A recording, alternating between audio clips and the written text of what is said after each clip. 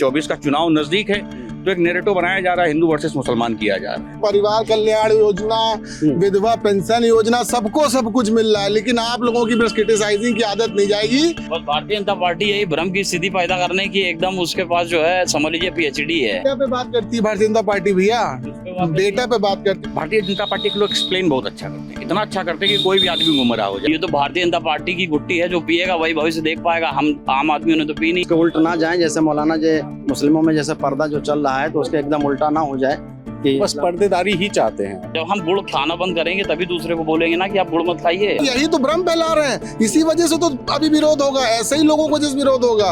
आप कोरोना काल में मैंने देखा है, सबको वैक्सीन मिली है, दवा मिली है, राशन मिला है, सब कुछ मिला है। अब क्या मोदी जी घर आके विजिट कर लें आपके यहाँ कि दीप सिंह कैसे हो, ठीक हो, सब ठीक चल रहा है, मैं मोदी हूँ, तब मानोगे मोदी काम कर रहे हैं। यूनिफॉर्म सिविल कोड को लेकर देश भर में जैसे ही चर्चा शुरू हुई, कुछ लोग इसका समर्थन कर रहे हैं तो कुछ इसके विरोध में खड़े हो गए हैं। और हालात ये हैं कि चाय की दुकानों पे भी लोग इसको लेकर के बहस कर रहे हैं कि ये सही है या गलत है। और इस बीच में मुस्लिम पर्सनल लॉ बोर्ड, जो कि मुस्लिम समाज का सबसे बड़ा संगठन माना जाता है, उसने 2 बार बैठकें की और इन बैठकों में तय ये हुआ कि इसका विरोध जताया जाएगा। और विरोध करने के लिए अपील ये की गई है कि जो भी इसके समर्थन में नहीं है वो लॉ कमीशन को अपनी सिफारिश भेजे, एक सजेशन भेजे और ये कहे कि वो इसका विरोध क्यों कर रहे हैं। इस बीच में तमाम ऐसे लोग हैं जो चाय की दुकानों पे बैठे हुए बहस कर रहे हैं कि समर्थन करना चाहिए या नहीं। और इस वजह से हम लखनऊ में एक चाय की दुकान पर आ गए जहाँ पर इसी तरह के कुछ लोग हमें मिले। भैया क्या नाम है आपका? मेरा नाम दीप सिंह है। दीप भाई, यूनिफॉर्म सिविल कोड के बारे में तो सुना होगा। जी बिल्कुल। अभी जब मैं आया तो आप लोग बहस भी कर रहे थे, क्या समझते हैं यूसीसी से? अब यूसीसी से तो बेसिकली ये समझ में आ रहा है कि ये जो मतलब एक जो मंशा समझ में आती है। देखिए प्रैक्टिकली तो अभी कोई चीज बाहर आई नहीं कि उस पर चर्चा हो सके। अभी तो ये समझ में आ रहा है कि किसी एक समाज के विरोध में अपना एक माहौल बनाने के लिए, पोलराइजेशन करने के लिए इस चीज की चर्चा की जा रही है। जैसे एक CAA करके शाहीन बाग हुआ, इतने लोग परेशान हुए होंगे, कितने लोगों की उसमें मृत्यु हो गई होगी। भाई जो एम्बुलेंस में जा रहा है वो घूम के पहुंच रहा है, कहीं पे कोई फसाद चल रहा है तो इससे आम आदमी का नुकसान होता है। तो सरकार क्या रहा है आप लोग को, ये लागू हो गया तो फायदा होगा कि नहीं होगा? नहीं, ये लागू हो गया तो फायदा होगा या नहीं होगा ये तो लागू होने के जो उनके ड्राफ्ट होंगे उसी से पता चलेगा। अभी चूंकि कोई ड्राफ्ट तो है नहीं, तो इस बात पे कोरी चर्चा चल रही है और एक माहौल बनाने की कोशिश है। इसीलिए हम चाय की दुकान पे भी कोरी चर्चा शुरू हो गई। अब चर्चा आती है तो चर्चा की जाती है। समाज का हमारे अगर मान लीजिए कोई भी बदलाव आने वाला है तो उसके लिए हम लोगों को तैयार होना पड़ेगा, पहले तो समझना पड़ेगा। बातचीत नहीं करेंगे तो समझेंगे कैसे? मान लीजिए मान लीजिए मैं पढ़ा लिखा हूँ, अगर मेरा भाई बगल में जो है वो पढ़ा लिखा नहीं है तो मेरी जिम्मेवारी है कि मैं उसको समझाऊं कि क्या मुझे समझ में आ रहा है, क्या समझ में नहीं आ रहा है। उनसे पूछते हैं, क्या नाम है सर? मेरा नाम शौकत अली है। शौकत भाई, आपको क्या समझ में आ रहा है यूसीसी से? देखिए, समझ में इसलिए कुछ नहीं आ रहा है क्योंकि जब तक कोई चीज आ नहीं जाती उसे समझ, उसके बारे में चर्चा तो की जा सकती कि अच्छा है या बुरा है, आने वाला समय कैसा होगा, क्या लेकर आने वाली है सरकार। तो उसमें तमाम तरह की भ्रांतियां भी पैदा हुई हैं। उन भ्रांतियों को लेकर हम लोग चर्चा भी कर रहे हैं कि भैया ऐसा नहीं, ऐसा होना चाहिए, ऐसा नहीं, ऐसा होने, लेकिन आई अभी कोई चीज सामने नहीं है। जब एक ड्राफ्ट सामने आ जाएगा, उसे पढ़ा जाएगा, सरकार के तमाम नुमाइंदे होंगे, सदन में पेश होगा, उसको लोग पढ़ेंगे, तब बताएंगे कि क्या अच्छा और क्या बुरा है। अभी तो एक माहौल क्रिएट किया जा रहा है क्योंकि 24 का चुनाव नजदीक है तो एक नैरेटिव बनाया जा रहा है, हिंदू वर्सेस मुसलमान किया जा रहा है। लेकिन जो आज मूलभूत की जरूरत है, जो देश की जरूरत है, उस पर कोई आम जनमानस भी चर्चा नहीं करना, चाहे मीडिया को लेकर कहूँ या मैं स्वयं भी उस पर आऊँ। हम चौराहों पर जब बैठते हैं तो तमाम चीजों की चर्चा होती है, जैसे आज कॉमन सिविल कोड को लेकर चर्चा हो रही है, तमाम चीजें ऐसी चर्चा हो रही हैं।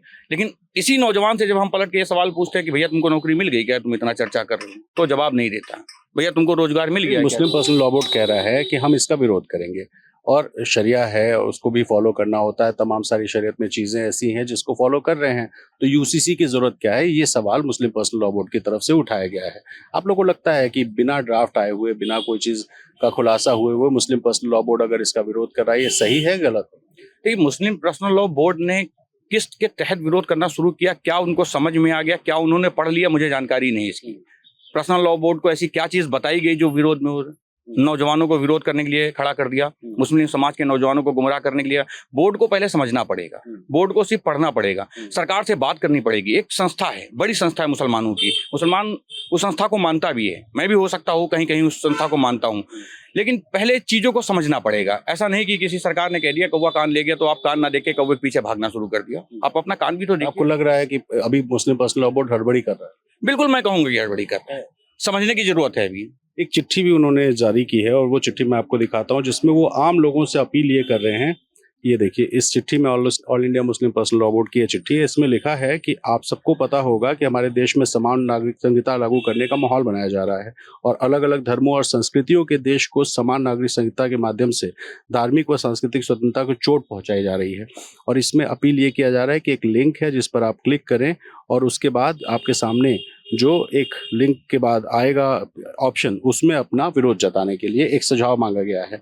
तो ये जो पहल की जा रही है मुस्लिम पर्सनल लॉ बोर्ड की तरफ से, ये कैसे है? मैं तो नहीं कहना चाहता, इतनी बड़ी टिप्पणी नहीं करना चाहता कि मुस्लिम समाज की भावनाओं को ठेस पहुंचे, लेकिन जिस तरह इन लोगों ने एक ऐप जारी कर एक लिंक जारी कर ये कहा कि आप अपना विरोध जताएं, मुझे लगता है अगर इसी तरह इन लोगों ने ये कहा होता कि मुस्लिम समाज को मैं एक ऐप दे रहा हूँ, उससे आप मुस्लिम समाज की तरक्की कैसे होगी, मुस्लिम समाज आगे कैसे जाएगा, मुस्लिम समाज शिक्षित कैसे होगा, मुस्लिम समाज उन्नति की ओर कैसे बढ़ेगा, तो मुझे लगता है ज्यादा अच्छा लगता। फिर वही बात आ जाती है कि कौवा कान ले गया, आप कौवा देख रहे हो कान नहीं देख रहे हो। सर, आपको क्या लगता है, क्या नाम है आपका? शाकिर नाम है। जी। शाकिर भाई, आपको क्या लगता है? ठीक है, जो सरकार बनाएगी वो सही है, सरकार जो भी चुनेगी वो ठीक है। मतलब ये यूसीसी लागू होना चाहिए? होना चाहिए, बिल्कुल होना चाहिए।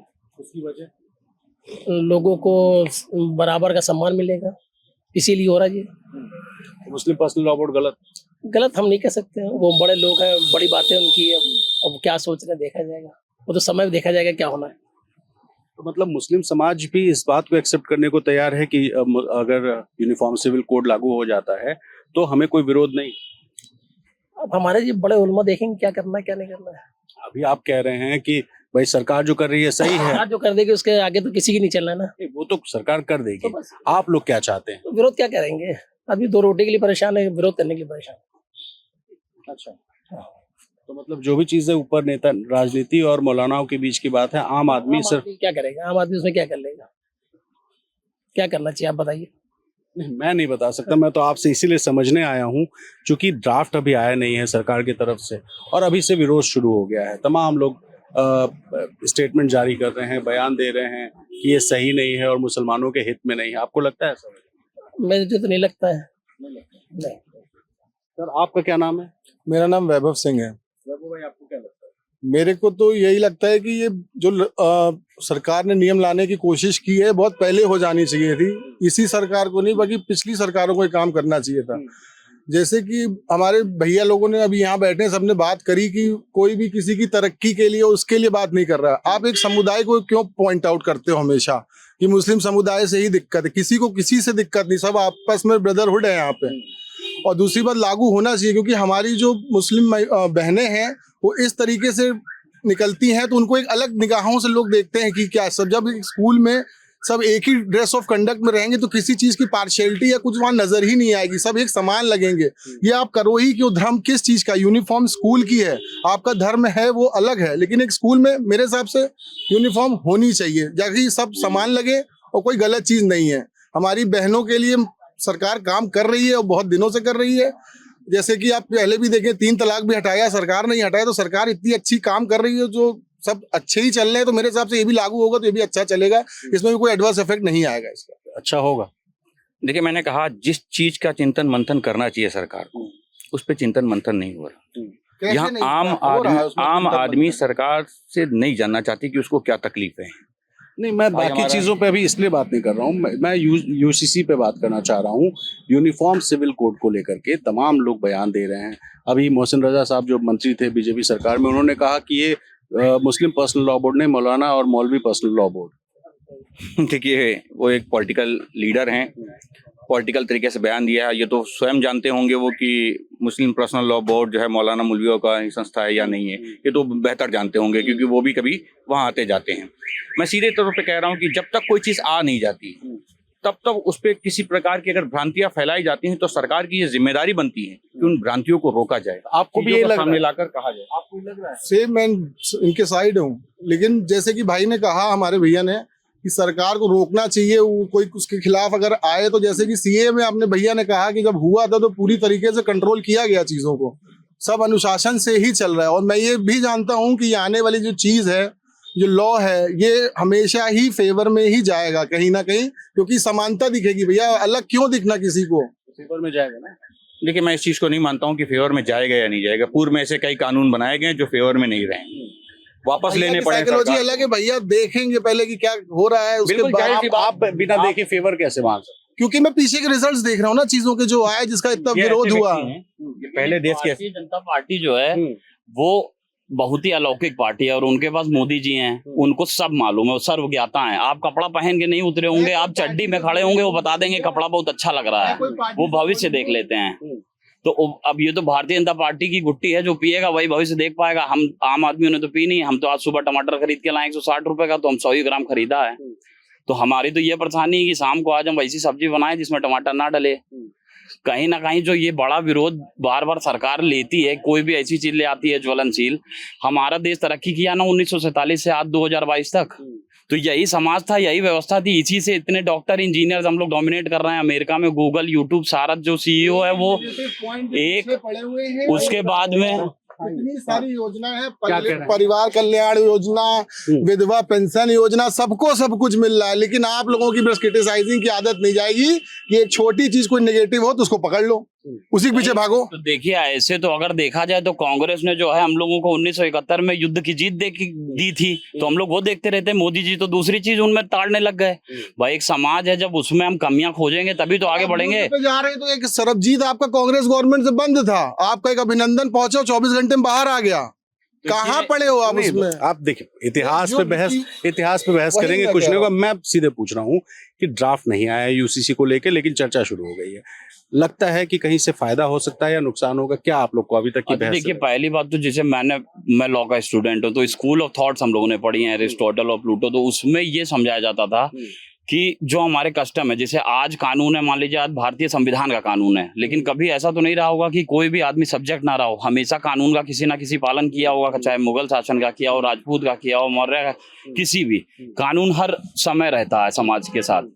उस समाज में कानून कैसे बनता है, तो इस कानून को बनाने की प्रक्रिया में बहुत ही साफ लोगों ने समझाया कि जो हमारे कस्टम थे, जो हमारी रीतियां चली आ रही हैं, उसको शामिल किया जाएगा और वही कस्टम जो है बाद में रूल बन जाते हैं। आपके हिसाब से नहीं तो लागू होना चाहिए? ये आर्टिकल 13 में बताया गया है संविधान के कि भाई जो भी चीजें हमारी कानून बनी है वो कस्टम से बनी है। तो आप अगर ये बोलेंगे कि हम ये कानून हटा रहे हैं और जो व्यवस्था है उसको हटा रहे हैं, तो कहीं ना कहीं आप लोगों के समाज की जो रीति रिवाज है, एक हिंदू समाज को ही हम देखते हैं। आप यहाँ नॉर्थ इंडिया में शादी होती है, खूब हो हल्ला होता है, गुल्ला होता है। पंजाब में आप जाओगे दूसरे टाइप से हिंदू शादी करता है। साउथ इंडिया जाओ तो वहाँ अलग रीति रिवाज है। तो सबके रीति रिवाज है, यूनिटी इन डाइवर्सिटी। इसी वजह से तो हम लोग बचपन से पढ़ते आ रहे हैं। तो यूनिटी इन डाइवर्सिटी जो है वो यूनिटी इन यूनिफॉर्मिटी हो जाएगा। अब तो हम यूनिटी इन डाइवर्सिटी बच्चे अब नहीं पढ़ेंगे। मतलब जो हम समाज देखते हैं वो हमारा यूनिटी इन डाइवर्सिटी तो हम देख रहे हैं आज तक। यूनिटी आप पढ़ने ही कहाँ दे रहे हो? यूनिटी आप पढ़ने ही कहाँ दे रहे हो कि आपस में मिल के रहो, अलग से ड्रेस कोड लगे के आओ। ड्रेस कोड कोई अलग ड्रेस कोड नहीं, स्कूल में बच्चा जाता है, तो हम बात कर रहे हैं, स्कूल में ड्रेस कोड आप पूरी का करने दे रहे हो। आप कह रहे हो नहीं लागू होना चाहिए। ड्रेस की बात, इसमें स्कूल नहीं, में मैं- बच्चा देखिए, जा रहा है, सारा बच्चा एक ही ड्रेस पहनता है। डाइवर्ट ये मत करिए। यूनिफॉर्म से मतलब ये है कि सारे बच्चे हाँ, स्कूल एक में समान अलग अलग होने जाति धर्म के होते हैं, लेकिन यहाँ पे सभी बच्चों की बात नहीं है, समाज में लोगों की बात है, जो एडल्ट हैं, जो परिवार के लोग हैं, जो चले आ रहे थे अपना संस्कार लेके। आज कहीं हमारा यूथ ही तो आगे ले जाने वाला है, यूथ ही तो आगे ले जाएगा। कर रहे हैं बस भारतीय जनता पार्टी यही भ्रम की स्थिति पैदा करने की, एकदम उसके पास जो है समझ लीजिए पीएचडी है, डिलीट किया हुआ है कि भ्रम पैदा कीजिए, और बाद में आके बोल देंगे कि हमारे पास तो कुछ था ही नहीं, आप लोग बहस क्यों कर रहे हैं। तो आप ऐसी बात ही क्यों करते हैं जिसपे बहस चालू हो जाए। डेटा पे बात करती है भारतीय जनता पार्टी भैया, डेटा पे बात करती है। उनके ब्रोशर से मैं आपको ला के दूंगा, उनके पास कितनी नौकरियां गई, कितने वो गए, डेटा पे बात होती है। सीएए पे इतना आप डेटा की बात कर रहे हो ना, तो सीएए में जो है इतनी बड़ी युद्ध हो गया, लोग सड़कों पर बैठे रहे महीनों तक। ये बताइए क्या था उसमें, कोई भी एक चीज बताइए जो डेटा उसमें क्या हुआ भैया। आप जैसों की वजह से जो विरोध किया, जिन्होंने विरोध किया, क्या विरोध किया, उसी का कि ये नहीं लागू होना चाहिए, आप अभी कर रहे हो। ये देखिए, एक लोग पक्ष में हैं, एक लोग खिलाफ हैं। आपको क्या लग रहा है इस तरह की बहस हुई? दोनों अपनी अपनी बातें सही कर रहे हैं, देखिए क्या होता है उसके आगे। कुछ और लोग खड़े हैं, इन लोगों से भी पूछते हैं। बताइए साहब, आपको क्या समझ में आया इतनी बहस सुनने के बाद? नहीं, हमको तो, हमारा नाम आलम है आलम जी। आलम भाई, आपको क्या लग रहा है? हमको ये लग रहा है कि संविधान के तहत जो काम बेहतर हो उसके हिसाब से काम करना चाहिए। बहुत सारे लिखे पढ़े विद्वान हैं हिंदुस्तान में जो कानून का पालन करते हैं। तो जो हमारा इतिहास है, हिंदुस्तान में तरह तरह के धर्म के लोग रहते हैं, तो उनके हिसाब से होना चाहिए कि किसी को तकलीफ ना हो करके। आपको लग रहा है कि इससे जो मुस्लिम समाज के रीति रिवाज हैं वो प्रभावित हो सकते हैं? हाँ, इसमें यह है कि जैसे मुस्लिम में लड़कियां स्कूल जाती हैं तो थोड़ा सा अपना चेहरा ढक के जाती हैं, और स्कूल के अंदर तो उनको सिविल कोड में ही जाती है ना, बाहर से मतलब पहन के जाती हैं बुर्का वगैरह। तो अंदर जाने के बाद में तो स्कूल के ड्रेस में ही रहती है ना उड़ते लड़कियां जो जाती हैं वहां, तो बुर्का पहन के तो जाती नहीं है, बाहर बुर्का पहन के आती हैं। गेट के अंदर स्कूल में जाने के बाद तो वही हो जाता है, तो उस पर जबरदस्ती ना किया जाए कि नहीं बुर्का उतार के ये तो एक बहुत छोटी सी चीज है, मतलब यूनिफॉर्म सिविल कोड का मतलब तो ये है नहीं। आपको क्या लग रहा है यूनिफॉर्म सिविल कोड है क्या? नहीं, अब अभी तो बहुत ज्यादा जानकारी नहीं है, लेकिन हम इतना ही कहना चाहेंगे कि संविधान के तहत अगर लीगल हो उसका लागू किया जाए। अभी तो ड्राफ्ट नहीं आया है, लेकिन ये सब जो जानकारी आप लोग को पता चला है कि बच्चियों को जो है बुर्का नहीं पहनने देंगे, ये कहाँ से पता चला? नहीं, अब जैसे माहौल है, लोग बातें करते हैं आपस में, उसके जरिए जानकारी होती है, तरह तरह के लोग बातें करते हैं। तो या तो हमारे बड़े नेताओं को चाहिए कि उस पर एक चीज स्पष्ट किया जाए कि ये ऐसा भ्रम नहीं है, ये मतलब व्हाट्सएप से पढ़ लिया और आपको पता चला कि बच्चियों को बुर्का नहीं पहनने दिया जाएगा। हाँ, ऐसे चल रहा है मामला इसी तरह। ये सब जी, समझ में आया। जी। और क्या समझ में आया यूसीसी से? नहीं, बस और तो ज्यादा नहीं समझ में आया, अभी जो पेपर से या उससे पता चला यही सब। मौलाना लोग कह रहे हैं कि साहब ये सही नहीं है, शरीयत लागू होना चाहिए। नहीं, अब जैसे इस्लाम धर्म के तहत तो जो कानून है उसके हिसाब से पालन होना चाहिए इस्लाम का भी, मतलब उसके उल्ट ना जाए। जैसे मौलाना जे मुस्लिमों में जैसे पर्दा जो चल रहा है तो उसके एकदम उल्टा ना हो जाए कि बस पर्देदारी ही चाहते हैं आप, बाकी अगर पर्देदारी नहीं, पढ़ाई है, लेकिन पढ़ाई मतलब जबरदस्ती ना किया जाए ना उनके साथ में कि नहीं बुर्का नहीं पहने, पर्दे में है तो पर्दे में रहें।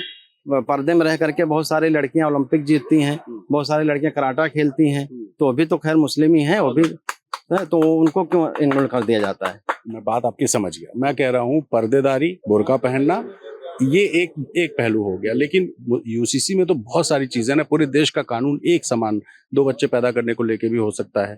अब ये ड्राफ्ट आएगा तब पता चलेगा, लेकिन ये भी हो सकता है कि पूरे देश में हर आदमी को ये कहा जाएगा कि 2 से ज्यादा बच्चे नहीं पैदा कर सकते। इस तरह का लॉ बनता है तो सपोर्ट करेंगे? नहीं, सपोर्ट करेंगे, जो मतलब जो हमारे फायदे का है या जो पूरे हिंदुस्तान के फायदे वाली बात है उसको सपोर्ट किया जाएगा, लेकिन जो गलत है तो उसका विरोध भी किया जाएगा। तो गलत से क्या समझ आ रहा है आपको? नहीं, अभी तब जब या तो फिर वो चीज आ जाए सामने तो उसको पढ़ के देखा जाए कि कितना गलत है कितना सही है। सर आप भी ताली बजा रहे थे, आप ताली बजा रहे थे, पहले आप बताइए क्या नाम है आपका? नहीं, हमारा मोइनुद्दीन नाम है। जी, मोइनुद्दीन। मोइनुद्दीन जी मोइनुद्दीन साहब, आप क्या समझते हैं यूसीसी से? सर, हम यही जानते हैं कि इस यूनिफॉर्म यानी सिविल कोड जो होगा सबके लिए समानता बराबर होगी। तो इसमें सबके लिए समानता बराबर कि हमारा देश जो है ना कई चीजों से जुड़ा हुआ है, कई धर्मों से जुड़ा हुआ है, सबकी अलग अलग मान्यताएं हैं। तो अगर हम मान लिया माइनॉरिटी में, अगर हम माइनॉरिटी को किसी को हम दबाना नहीं चाहते, अगर हम सिविल कोड बना देंगे तो माइनॉरिटी दब जाएगी। अगर वो नहीं इसका समर्थन कर रही तो जबरदस्ती हम उस पर लाद देंगे। समझ कैसे दब जाएगी ये तो समझना चाह रहा हूँ। जी, मान लिया अगर वो जैसे आप जैसे कह रहे कि आप नकाब या बुर्का जैसे उसको आप नहीं पहन करके जा सकते और मुस्लिम पहन, मैं नहीं बोल रहा हूँ, ये इन्होंने बोला है। अच्छा, इन्होंने ये कहा है कि भाई बच्चियां बुर्का पहन के जाती हैं, उस तरह की चीजें पे रोक ना लगे, पर्देदारी होनी चाहिए, उन्होंने कहा है। मुझे नहीं मालूम ड्राफ्ट में क्या होगा, मैं तो अब जब तक सरकार ड्राफ्ट नहीं सार्वजनिक करेगी तब तक तो किसी को नहीं पता है। लेकिन अभी आप लोग क्या समझते हैं? इसी यही चाहना चाहिए, जब तक कि ड्राफ्ट ना आए तब तक की बहस ही ना करें हम। जी, तो मुस्लिम पर्सनल लॉ बोर्ड जो बोल रहा है कि विरोध करना चाहिए, मुस्लिम पर्सनल बोर्ड अगर जिसने जो चीज बोली है तो उसको ड्राफ्ट पता होगा क्या है, तो उसको अपना शो करना चाहिए ड्राफ्ट।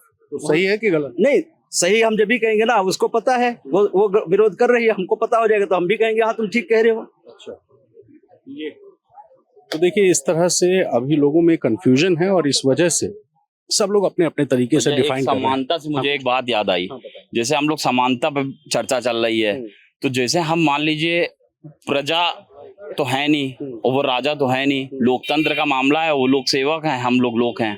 तो ये जो समानता है सबसे पहले सरकार अपने साथ क्यों नहीं लागू करती है? जो सरकार के मंत्री हैं, जो उनके अधिकारी हैं, उनके बच्चे सरकारी स्कूल में क्यों नहीं पढ़ते हैं? वो अलग कार में क्यों घूम रहे हैं? वो क्यों नहीं हम लोगों के आम आदमी की तरह जब सब कुछ समान हो रहा है तो वो भी समान रूप से ट्रांसपोर्ट इस्तेमाल करना चालू करें? उनका इलाज होना है तो उनके लिए VIP एक बुकिंग होती है कि एम्स में जाएगा तो MP का पहला नंबर लगेगा, बस में उनके लिए सीट रिजर्व है, रेलवे में उनके लिए सीट रिजर्व है, तो उनको एक अलग ट्रीटमेंट क्यों चाहिए? जब समान नागरिकता आप ला रहे हैं, जब समान सबको ही पूरा 125 करोड़ सब्जेक्ट एक समान हो जा रहा है, तो जो हमारे टैक्स की मान लीजिए जो सुविधाएं हैं, जो कार है, जो एम्स है, जो व्यवस्थाएं हैं, ये सारी पैसे लोग तंत्र का ही पैसा है, जो हम लोगों ने, आम आदमी ने जो खर्चा किया है, जो कमाया है, टैक्स दिया है, बिस्किट खाया है, उसका पैसे से ही सब कुछ चल रहा है। तो क्यों ना सबसे पहले एक समानता की मोदी जी सबसे पहले पेशकश करें कि हमारे जितने भी मंत्री हैं, हमारे जितने भी अधिकारी हैं, वो सब एक स्कूल में उनके बच्चे पढ़ेंगे सब जो है। क्योंकि देखिए हमारे उत्तर प्रदेश में योगी शासन में बहुत बढ़िया तंत्र है, किसी को कोई खतरा नहीं है, चाक चौबंद बिल्कुल कानून है। तो आपको कोई जब डर नहीं है तो आप बिना सिक्योरिटी के घूमिए, आप सबके सामान घूमिए। जैसे मान लीजिए हम बाहर निकले, हमने बस पकड़ी, हमको जाना है कहीं, तो आप भी बस पकड़िए, आप निकलिए। आपको क्यों आप ये कह रहे हैं कि जो आम आदमी जैसे रहता है वैसे नेता समानता, अधिकारी- आप जो बात कर रहे हैं यूनिफॉर्म सिविल कोड, जब आप कानून की बात कर रहे हैं कि सब लोग एक समान हो जाएंगे, तो कहीं ना कहीं ये सबसे पहले पेशकश तो सरकार को आगे करनी चाहिए कि भाई हम सबसे पहले एक समान उतर रहे हैं। आज हम जो है सरकार उतर रही है गाड़ी से नीचे, अब चलेगी आपके साथ। जब आप सरकार सड़क पे चलेगी तभी उसको नजर आएगा कि यहाँ पे पानी भरा हुआ है और बस जो है जाम में फंस जा रही है, चौकी पे जो इंचार्ज है वो सही से ड्यूटी नहीं कर रहा है, ट्रैफिक नहीं हो रही है। आप घूम रहे हो कार में, आपकी गाड़ी आती है, पुलिस वाले सब तरफ ट्रैफिक रोक देते हैं, आप झन्ने से निकल जाते हैं। आप बने मुख्यमंत्री, उससे पहले आप भी ट्रैफिक में फंस रहे थे, आप अगले दिन ही शपथ लेते, आप भूल गए, आपको राजौली फील लगी। तो ये भी तो गलत है। आप सबसे पहले अपने नेचर में सुधार लाइए। जब हम गुड़ खाना बंद करेंगे तभी दूसरे को बोलेंगे ना कि आप गुड़ मत खाइए। ये जवाब दे रहे ये बिना लॉजिक की बात कर रहे हैं आप। आपकी कार्यशैली की क्षमता क्या है दिन भर की 24 घंटे की? क्या करते हैं आप दिन भर उठ के सुबह से? हर आदमी काम करता है। उससे क्या करना है? अरे उनकी कार्यशैली पूरा उत्तर प्रदेश चलाना है, अगर वो ऐसे ही जाम में फंसने लगे तो प्रदेश कैसे चलेगा? नहीं तो जाम कैसे लग रहा है भाई? आपका जो शासन है ये बताइए। देखिए उनके मंत्री नहीं चला रहे भैया, आपको थोड़ा तो सोचना चाहिए। आपकी देखो आप ये कानून का राज है। हम बड़े बड़े अवार्ड ले आ रहे हैं कि हमारे यहाँ शासन बहुत अच्छा चल रहा है। यूपीएसआरटीसी पता नहीं कितने 150 अवार्ड जीती हुई है। यूपी जे हमारी लोकल मान लीजिए जो बसें चलती हैं वो भी नंबर 1 है। एमएलए उससे सांसद से कंपेयर करोगे जिसके पास मदद लेने हजारों आदमी जा रहा है, उसकी ये कंपैरिजन कर रहे हैं आम आदमी से कि उसको आम आदमी की तरह चल रहा है। उनका एक लॉजिक है कि यूनिफॉर्म सिविल खराब लॉजिक है ना, यही तो भ्रम फैला रहे हैं। इसी वजह से तो अभी विरोध होगा, ऐसे ही लोगों को जिस विरोध होगा मतलब कोई नहीं है, लॉजिक फर्जी फैला के विरोध फैलाना है बस। समय कुछ काम नहीं है, काम करना है ना कुछ तो विरोध करना है। सब नीतियां अच्छी हैं भैया, कोई उसमें खराबी नहीं है। भी आप लागू होने दीजिए, समानता दिखेगी। हमारी बहनें जो इंफीरियर फील करती हैं कि मुझे बुर्का, सब नहीं लाइक करती होंगी मेरे हिसाब से कि मुझे वो करना है। भारतीय जनता पार्टी के लोग एक्सप्लेन बहुत अच्छा करते हैं, इतना अच्छा करते हैं कि कोई भी आदमी गुमराह हो जाएगा। ये वो लोग होते हैं, कहते हैं जो दूब निकलती घास, कहते हैं बहुत बड़ा ताड़ बनेगा, इस पर चढ़ना बहुत मजा आएगा, बहुत अच्छा फल देगा, ऐसे एक्सप्लेन करते हैं। ऐसे पूर्व में भी कई कानून आए हैं, इतना अच्छा एक्सप्लेन करके बताते थे सरकार के लोग, सरकार के नुमाइंदे कि अरे कानून हम उन लोगों के लिए आ रहे हैं जो जमीन पे बैठा वो अरबपति हो जाएगा, फॉर्च्यूनर चलने लगेगा। अंत में वापस लेना पड़ा ना। नोटबंदी थी, किसानों के लिए थी, तमाम लोगों के लिए। अभी 4 साल की नौकरी का भी एक फॉर्मूला दिया है सरकार ने। ऐसा फॉर्मूला दिया है कि कुछ सांसद अपनी बेटियों को भेज रहे हैं, अरे तुम्हारे घर में दिक्कत नहीं है, जरा आम आदमी घर जाके देखो बहुत समस्याएं खड़ी हैं। वो 4 साल नौकरी करने के बाद फिर फ्यूचर तलाश करेगा, 4 साल बाद कहाँ जाएगा? तुम्हारे घर में 52 बीघम पुदीना सूख रहा है, किसी गरीब आदमी घर में नहीं सूख रहा है, उसको समस्याओं का सामना करना पड़ेगा। इसी तरह ये कानून भी जो आ रहा है खूब अच्छा समझाया जा रहा है, एकदम अरे मुसलमान एकदम गदगद हो जाएगा, कोई दिक्कत ही नहीं रही। अरे मुसलमान बाकी लोग क्या होगा? क्यों बार बार मुसलमान को टारगेट करके के? बाकी लोग भी तमाम लोग हैं भैया, उनके घर के बच्चों के बारे में भी बता दो भैया कि उनको क्या दिक्कत है। ऐसी समस्याओं का समाधान मोदी जी ने कहा ना पसमानदा समाज हमारे साथ आ जाए, उनको बहुत उद्धार की जरूरत है, बीजेपी कर देगी उद्धार। मैं बहुत आश्चर्य से कहता हूँ कि ये पसमानदा समाज है कौन? मैं मुसलमान हूँ। अभी तक हम लोग ये एक समझाया जाता था कि मुसलमान, अब बीच में एक नया चैप्टर आ गया पासमानदा। मतलब मुसलमानों में भी 2 कैटेगरी है। पासमानदा का मतलब बहुत सारे लोगों को नहीं पता है, मुसलमानों को ही नहीं पता है। मुसलमानों की 2 कैटेगरी करा दी, एक बैकवर्ड क्लास की, एक अपर क्लास की। मतलब मुसलमानों में भी 2 कैटेगरी कर दी देश की सरकार ने, एक पासमानदा के रूप में खड़ा कर दिया, एक अपर क्लास के में खड़ा कर दिया। जो सरकार समानता की बात कर रही हो, सबकी बराबरी की बात कर रही हो, पासमानदा समाज खड़ा करके ये बता रही है कि मुसलमानों में भी 2 कैटेगरी। जब आप 2 कैटेगरियां कर देंगे तो मुसलमान आपस में लड़ना शुरू कर देगा। तो ये पासमानदा उसी तरह है। पसमानदा कोई नई चीज तो है नहीं, सब ये पहले से आप संगठन बनाया मुस्लिम समाज के लोगों का। मैं जब से पैदा हुआ, बड़ा हुआ, शिक्षा ली, तमाम चीजें देखी, मुझे सिर्फ एक ही चैप्टर समझाया गया, स्कूल से लेके घर तक, घर से लेके समाज तक, कि आप मुसलमान हैं। यही समझा। मुझे पासमानदा नहीं पता था, मुझे ओबीसी एसटी नहीं पता, मतलब ओबीसी और सामान्य नहीं पता था। मुसलमानों में भी ओबीसी सामान्य समझा दिया। शिया सुन्नी तो समझ में आया। शिया सुन्नी को भी आप शिया सुन्नी नहीं कहते, मुसलमान ही कहते हैं। मुझे बताइए कौन से चैप्टर में कहा जाता शिया सुन्नी? आप जाइए कहीं पे, शिया सुन्नी नहीं कहा जाता, मुसलमान ही कहा जाता है।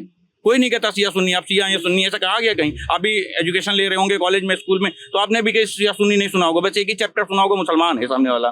तो यही सिखाया जाता था ज्यादातर। अब देश की बनाया हुआ सरकार, तो ये मौलाना जी लोगों का ही है कि ये सिया हैं, उन्हीं ने डिवाइड अगर किया। मौलाना जी ने उन्हीं सिया, लोगों ने सुन divide किया लीजिए, कि- मौलाना जी ने सिया सुन्नी बनाया तो बाकी लोगों ने ये ठाकुर, ब्राह्मण, SC, OBC, ये किसने बना दिया? फिर सरकारें सबको सामान्य कर दे कि कोई नहीं लिखेगा ठाकुर साहब, कोई नहीं लिखेगा शुक्ला जी, कोई नहीं लिखेगा गौतम, कोई नहीं लिखेगा कनौजिया, सब लिखेंगे भारतीय। हम लोग तो तैयार बैठे हैं अब इसके हम लिए। टॉपिक से बहुत दूर जा रहे हैं तमाम भैया। चीजें ये बताइए। यहाँ था ड्रेस कोड का मतलब समाज बहुत ड्रेस कोड नहीं, यूनिफॉर्म कहीं से ना कहीं यूनिफॉर्म वही। एक बड़ा इस पे फर्क, जिसे मान लीजिए जो सिख समाज है उनकी अपनी पहचान बताते हैं वो, तो उनकी पहचान छीनी जा रही है, ये मान लिया जाए यूनिफॉर्म सिविल कोड में, क्योंकि इसमें तो सब बराबर है। तो उनका जो एक पहचान के रूप में इतने सालों से चल रहे हैं अपने सिख भाई बंधु, अब उनका क्या होगा? उनको क्या मतलब पूरी तरह से नकारा जा रहा है कि अब आप अपनी पहचान लेके सड़क पे नहीं चलेंगे। नहीं, मैं देखिए अभी मैं ये जो बात आप लोग से करने आया हूँ सड़क पर आम लोगों से, आप सब लोग आम लोग हैं, वो सिर्फ इस वजह से करने आया था कि ड्राफ्ट नहीं आया, ऑफिशियली कुछ पता नहीं है कि इस यूनिफॉर्म सिविल कोड में क्या होगा, किस तरह के नियम कानून कायदे होंगे, लेकिन लोगों में आपस में डर शुरू हो चुका है कि साहब ये आ जाएगा तो हमारा शरीयत खराब हो जाएगा, हमारे सिख समुदाय के जो आस्था है, जो पहचान है, वो खत्म हो जाएगी। ये जो डर है ये कहाँ से आ रहा है? ये डर कहीं ना कहीं फीड किया जा रहा है लोगों को। जो सरकार है वो सामने आके जब बात कर रही है कि हम यूनिफॉर्म सिविल कोड करने वाले हैं, उन्होंने जब चर्चा की तो इस बारे में बताना चाहिए था कि हम किस रूप में चर्चा कर रहे हैं। लॉ कमीशन ने हम लोगों से मांगे हैं सजेशंस। अब लॉ कमीशन पे सजेशंस जो हैं वो हर साल चलते हैं किसी ना किसी चीज पे, लेकिन ये जो बात है मीडिया में कैसे आई? 1000 सजेशंस लॉ कमीशन मांगती है, उसमें 999 से हम लोग परिचित नहीं है। खाली इससे परिचित कैसे हुए? कहीं ना कहीं एक बहुत बड़ा आदमी जो भी होगा उसी ने इस चीज को समाज में लाया कि चलो इस पे चर्चा छेड़ी जाए तो एक माहौल बनेगा। राजनीति करने के लिए अमित शाह जी और नरेंद्र मोदी पैदा हुए हैं। उन्होंने बताया है कि हमको पद ही जीतना है। वो कहते हैं तरीके से हमें मतलब नहीं है, खुद अमित शाह ने बोला हुआ है कि हम राजनीति कर रहे हैं तो हमें जीतना है। तो जो इस आदमी के अंदर राजनीति सेवा के रूप में नहीं है, जीतने के रूप में है, आप उनसे क्या उम्मीद कर? हाँ भाई, बीजेपी सब आप मुस्कुराने लगे। अमित शाह ने खुद ही अपने मुंह से बोला, ये बात मेरी बनाई हुई नहीं है। उन्होंने अब बोला, भैया चुनाव मैं लड़ाई जीतने के लिए। ये आप इतनी देर से बैठे हो, आपको समझ में नहीं आ गया कि ये बीजेपी के एकदम कट्टर सपोर्ट? ये भी समझ में नहीं, आ गया हमने कि आप कह कट्टर नहीं- सपोर्टर हैं। हम सपोर्टर नहीं मोदी है। जी- हम मोदी जी को बहुत मानते हैं, मोदी जी बढ़िया आदमी है, लेकिन काम खराब कर रहे हो। आदमी अच्छे हो आप, काम खराब कर रहे हो आप। देखिए अब भैया जब से कोरोना काल के बाद से इकोनॉमी कहाँ गई है, दूसरे देशों से कंपेयर भी तो कर लो एक बार आप। 2008 में आप जब डेटा पूरा पे बात ही नहीं कर रहे हो, हवा में बात है पूरी। डेटा में बात इकोनॉमी करते हैं ना, की बात ही नहीं सन कर रहे हो। 2008 में पूरे वर्ल्ड में इन्फ्लेशन चल रहा था, इंडिया में नहीं आया था। अब क्यों नहीं आया था वो जरा फॉर्मूला समझ लेना तब बात करना। प्रेजेंट देखिए आप, प्रेजेंट कहाँ पे हो आप? तुम डेटा की बात कर रहे हो तो डेटा प्रेजेंट के डेटे की बात कर रहा हूँ मैं, कितनी ग्रोथ आई है उसमें? इन्फ्लेशन 2 बार आया है। तो हमारी जो मैंने जीवन जन्म लिया है, जब से 1990 में एक बार मैंने जन्म लिया, तब आया था। तो मुझे पता नहीं चला, मैं बहुत छोटा था। सन 2008 में मैं होश में था, मुझे पता चला कि हाँ भाई वहां पे फंस गए रहो, ओबामा हो गया है। उसके बाद में ये सन 2016-18 के बाद से, जो 20 के बाद से कोरोना काल है, तो मेरे नजर में, मेरे सोच में, समझ में ये 2 चीजें हैं। 2008 में भी कोई फर्क नहीं पड़ा था, मैंने तब भी सुना था। तो कांग्रेस ने मतलब कुछ इंतजाम किए थे, बहुत अच्छी थी मोदी जी की तरह। या तो कांग्रेस भी, या तो मोदी जी और कांग्रेस में कोई अंतर नहीं है है कि नहीं? नहीं भैया, मैं तो इनकी बात से कि 1% भी सहमत नहीं हूँ, क्योंकि आप कोरोना काल में मैंने देखा है सबको वैक्सीन मिली है, दवा मिली है, राशन मिला है, सब कुछ मिला है। अब क्या देखिए, मोदी अब जी घर आके विजिट कर लें आपके यहाँ कि दीप सिंह कैसे हो, ठीक हो, सब ठीक चल रहा है, मैं मोदी हूँ, तब मानो कि मोदी काम कर रहे हैं। सबसे बड़ी बात तो ये है कि सरकार बार बार इतना जो एहसान दिखाती है, एक समाज का ही पैसा, हम ही लोगों के पैसों पे अय्याशी आपकी चल रही है, आप उसी पे जो है कर रहे अय्याशी हैं मत उसका नहीं, मान लीजिए आप उसी बात में जो आपका अपना जीवन आनंद में है वो हमारे पैसों पे ही है। अब आपने हम ही समाज के लिए तो आपको बैठाला कि आपका कर्म क्या है, आप अपना कर्म कर रहे हो और बता रहे हो कि जो है आपको, जैसे आप जाइए दुकान पे, आप चाय वाले से चाय पी लीजिए, 5 रुपए आपने दिया, आपने चाय पी लिए। फिर चाय वाला आपको शाम को मिले, चाय पिलाई थी, फिर आपको रात में मिले, चाय पिलाई थी, फिर अगले दिन चाय पिलाई थी। अब आप कहोगे पैसा दिया तो था 5 रुपया, सरकार जो कर रही है वो तो जिम्मेदारी है। जिम्मेदारी तो मैं मान रहा हूँ सरकार की जिम्मेदारी है, लेकिन उस एहसान किस चीज का इनको दिखाए? मैं एक बात बता रहा हूँ, कह रहे काम नहीं किया तो जिम्मेदारी यूसीसी की बात पूर्ण कर- हो रही है। हम तो बात यूसीसी आप जो सिख समाज की नहीं, पहचान अब- छीनने वाले हैं। कैसी पहचान छिनने वाली है भाई? सिख समाज की समाज भाई कैसी, क्या? यूनिफॉर्मिटी कैसे आएगी? अगर मान लीजिए कोई कृपाण लगा के घूम रहा है, ये भी तो आपको भी तो नहीं पता है ना कि किसी के पगड़ी पहनने पे थोड़ी रोक लग जाएगी, वो तो कानून की बात है। आप ये मान लीजिए, विरोध अच्छा पे हैं। 2 बच्चों का अगर कानून मान लीजिए बन जाए, यूसीसी में एक ड्राफ्ट में आ जाए कि पूरे देश में किसी को भी 2 से ज्यादा बच्चे पैदा करने का अधिकार नहीं है, स्पेशल हाँ, ये कंडीशन अच्छी बात है। अच्छा है। ये सबके लिए फायदेमंद होगा आगे चल के, इसमें कोई दो राय नहीं है। मान लीजिए अगर कोई बोलता है कि हम शरिया मानेंगे, कोई बोलता है कि हम सिखों का जो कुछ भी आपने ग्रंथों या मान को लीजिए हम follow हिंदुओं की करेंगे। बात करें कि हिंदुओं में कोई कहे कि साहब हम हिंदुओं की अपनी परंपरा के हिसाब से मानेंगे, वो लागू नहीं होगा, देश का यूसीसी लागू होगा। अगर इस तरह का आ जाए तो क्या आपत्ति है? नहीं, कोई आपत्ति नहीं है, लेकिन जैसे जो हमारे देश की खूबसूरती है वो इसी बात में है कि सब अलग अलग मन से रहते हैं। हम लोग टॉलरेंट इसीलिए हैं। यूएई जो है आज बहुत ढेर सारे लोग वहां पे जाके बस रहे हैं बाहर से, वो इसी वजह से बस रहे हैं क्योंकि वो अपनी चीजों की प्रैक्टिस कर सकते हैं खुलेआम। उन्हें कोई वहां पे लेबल नहीं किया जाएगा, देशद्रोही नहीं बनाया जाएगा। तो एक कहीं ना कहीं हम ही से सीखा है पूरे विश्व ने, हम विश्व गुरु क्यों हैं। गुरु वो होता है जो सबसे सौम्य होता है। गुरु कभी अमीर नहीं हो सकता है, गुरु लेकिन सौम्य होता है। विश्व गुरु बनने के लिए हमको सबसे अमीर का नहीं बनना है, नंबर 1 अमीर नहीं बनना है हमें। हमको समाज वो बनाना है जो असलियत में विश्व गुरु बने, जो खुश रहे। हमारे यहाँ जो है साधु रहे हैं, संत रहे हैं, उनका कोई पैसा नहीं था लेकिन सुख था। तो हम विश्व को ये सिखा सकते हैं कि आप ये माया मोह और अमीरी गरीबी इन सब चीजों चक्करों में मत पड़िए, इंसान से प्यार कीजिए। ये समझ गए। तो तो मैं ये लास्ट कहूंगा भाई से कि भाई अगर आप चाहते हो सब सही रहे तो ये फर्जी आप जो इधर उधर की बातें अफवाह उड़ा रही हैं मत उड़ाएं। कानून को आने का इंतजार करें थोड़ा, क्या उसमें है, मैंने क्या तो लिखा है। सवालिया निशान में पूछा कि क्या नहीं, पहचान थी? आपने तो हम भी एलिगेशन आपसे ये लगाया। कहेंगे कि इंतजार करें, और किसी भी तरह से समर्थन या विरोध तब होना चाहिए जब आपको पता हो कि आखिर जो ड्राफ्ट है, जो बिल आएगा, उस बिल में क्या है। और ऐसे में हड़बड़ी इस बात की है कि जिसको भी इंटरप्रेट करना है वो अपने हिसाब से इंटरप्रेट कर रहा है और इस मुद्दे को लेकर के बहस शुरू कर चुका है। इसलिए जो चाय की दुकान पे लोगों की बहस है, ये बहस देश के उन नुकड़ों की बहस है जहां पर देश की विविधता की बात होती है और विविधता के नाम पर लोग अपने अपने तरीके से यूनिफॉर्म सिविल कोड को डिफाइन कर रहे हैं। और इस वजह से बहुत सारे कंफ्यूजन्स उस ड्राफ्ट के आने से पहले ही देश में शुरू हो गए हैं। तो फिलहाल इंतजार कीजिए, अगर कोई सुझाव है तो लॉ कमीशन को सुझाव दीजिए और सरकार क्या कहती है उसका भी पक्ष जानिए, फिर कोई फैसला कीजिए। फिलहाल मैं और प्रशांत लखनऊ में हैं और इससे जुड़े तमाम पहलुओं को आपके तक पहुंचाते रहेंगे। देखते रहिए द ललन टॉक।